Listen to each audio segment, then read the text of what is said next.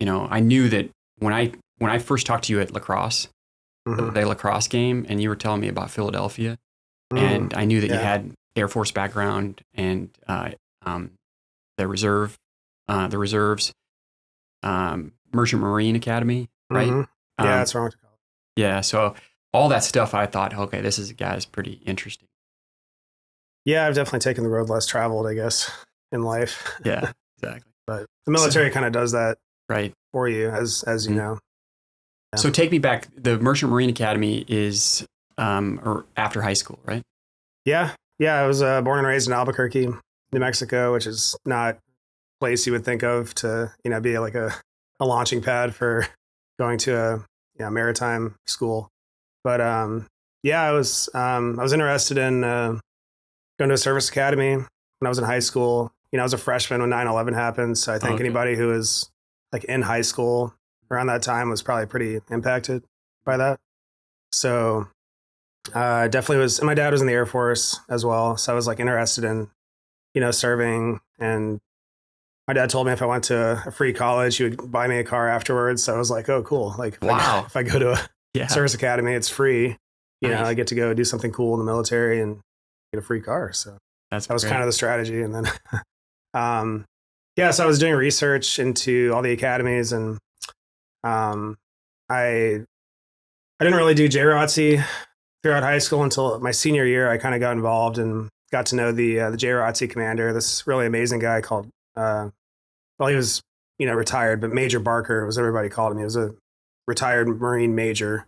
So you can picture like a retired Marine major. Mm-hmm. He's exactly what you're picturing. Totally. But he was just this amazing guy who kind of like specialized in service academy prep. So I did this course with him and in high school, and he had a lot of connections at the Merchant Marine Academy, and he was a huge proponent of it. And I was like, yeah, I'm looking at like Air Force, Navy, and he's like, well, like that's great, but those are like pretty hard places to get into. Have you heard of the Merchant Marine Academy? And I was like, no, because nobody has, especially not in New Mexico. Right. And then, yeah, long story short, he put me in touch with some of the admissions people. I applied. I got a nomination from my congresswoman, who was incidentally was Heather Wilson, who later would become the Secretary of the Air Force, which was kind of crazy. Whoa. Yeah. I didn't know that. Yeah, it was pretty wild. She was my representative in New Mexico and Really? my district, and I met her in high school and everything, and interviewed, and she nominated me. And then fast forward, I don't know, 10, 15 years, she becomes the SecAF. I was like, wow, Whoa. I know you.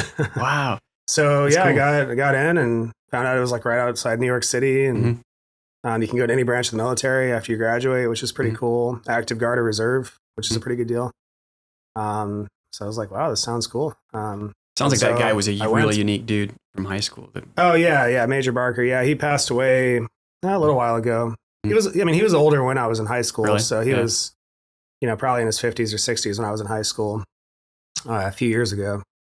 Yeah, right. But A couple years ago. yeah, he passed away probably 5 or 10 years ago. But really amazing guy, like one of those. Everyone has those people in school who like really change their lives and change the lives of a lot of people, and he was one of those guys. Like you see why people want to go into education, because you can really change people's lives. He definitely did that for me. Yeah, especially in high school. There's probably like especially high school. Yeah, right. You think about like those impactful. For me, it was like an English teacher, and a lot of times they're the older teachers. Yeah, not always, but ones that they're are just a little bit retirement. wiser. They know. They probably know. Like they've probably learned the hard way. Like here's how you steer a kid in the right direction. Plus, you probably maybe respect the older ones a little bit more. Yeah. Like if somebody's like in their 20s, you might not quite listen to them as much as like some in their 50s or 60s. Yeah. Not that that's the right answer necessarily, but. Well, I went to officer training, Merchant Marine Academy. From what I know about Air Force Academy, just from friends, it's very structured. So what life is like there, and you're getting a college degree, but you're also doing some other stuff, right? Yeah, it's a lot. It's definitely structured for sure. Like it's a similar program at all the academies. So there's 5 academies, right? There's Air Force, Army, Navy, Coast Guard, and Merchant Marine. The big 3 are pretty well known. Coast Guard and Merchant Marine, not so much. but it's a similar thing. Like you show up, you go through indoc or indoctrination. So like basically, they shave your head, you know, they teach you all these silly rules and make you march everywhere and, you know, square corners and stuff like that, which is like you get to a corner and you have to like do like a left face or a right face just to like turn 90 degrees. Yeah. So it's all a big game, but it's, you know, it's all like to teach you discipline and stuff like that, which I think is actually really good as like an 18, 19-year-old kid, like to learn some discipline.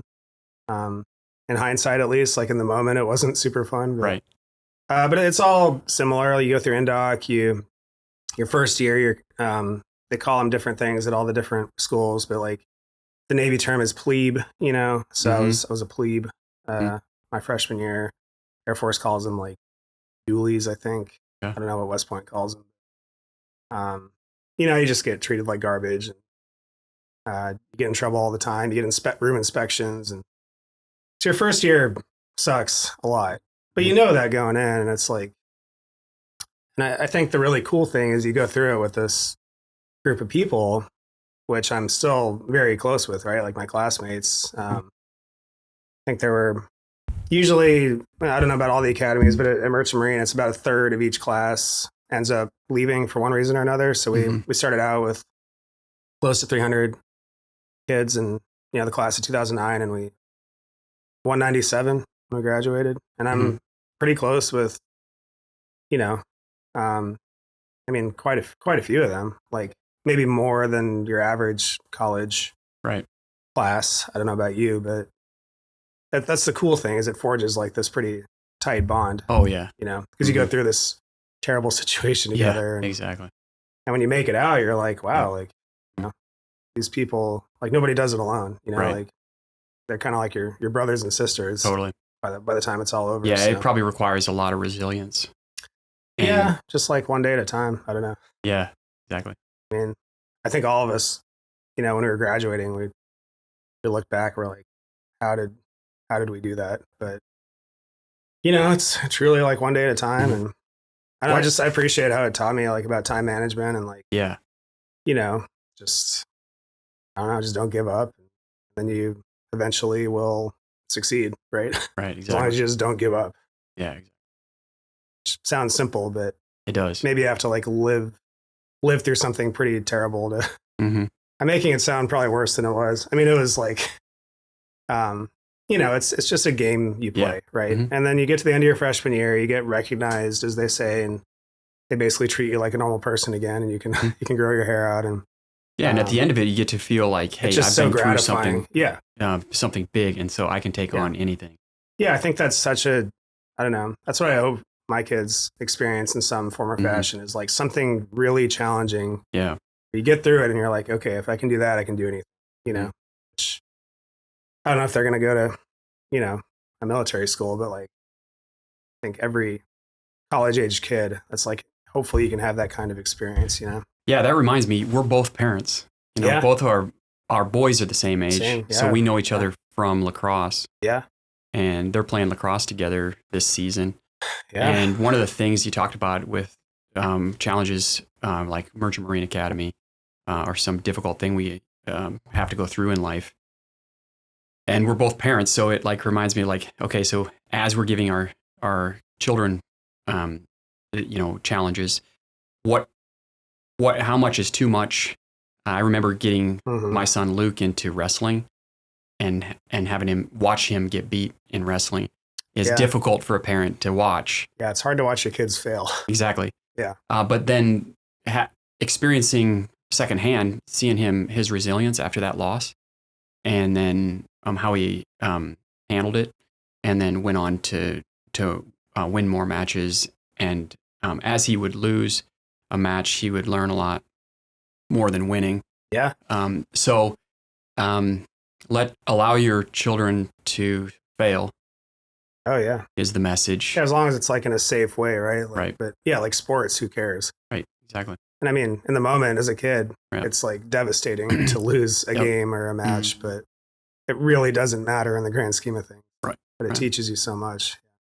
Yeah, they say like sports are like a microcosm of life, right? Which like kind of like everything life entails is like encapsulated in sports, right? Yeah, that's what sports teach you.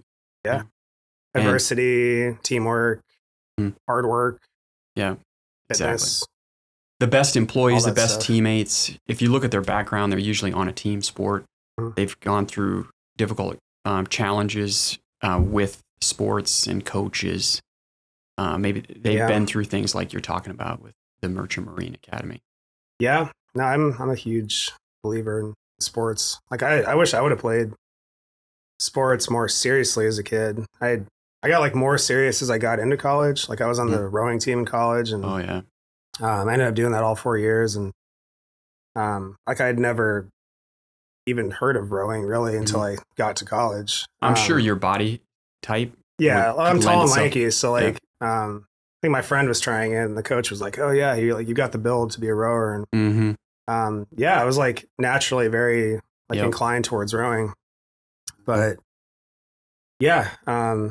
I don't know. I feel like even in college, as I was older, like we won some, we lost some, but like just the teamwork aspect and like waking up at 4:30 to go row on Long Island Sound. Like, I mean, it was brutal waking up, but I don't want to let my teammates down, and so that kind of stuff. It was definitely formative.